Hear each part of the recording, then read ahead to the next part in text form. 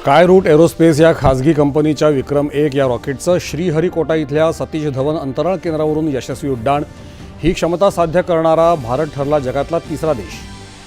विक्रम-1च्या ऐतिहासिक यशाबद्दल उपराष्ट्रपती पंतप्रधानांकडून अभिनंदन। भारताच्या अंतराळ प्रवासातला महत्त्वाचा क्षण असल्याची भावना व्यक्त।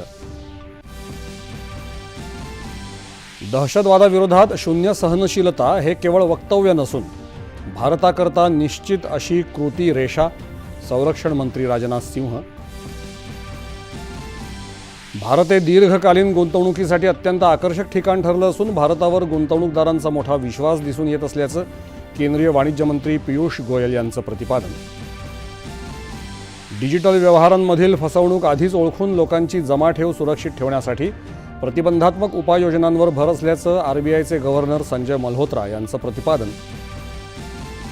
बियाणं आणि खतांविषयीच्या तक्रारींचं निराकरण करण्यासाठी तालुकास्तरीय तक्रार निवारण समित्यांची फेररचना।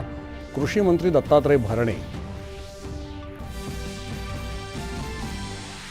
जपान खुल्या बॅडमिंटन स्पर्धेत माजी ऑलिम्पिक सुवर्णपदक विजेत्या चीनच्या चीन युफेई हिची दुखापतीमुळे माघार। भारताच्या पी.व्ही. सिंधूची अंतिम फेरीत धडक।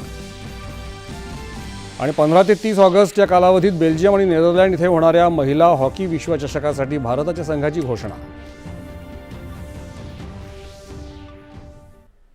नमस्कार, 4:30च्या या बातमीपत्रात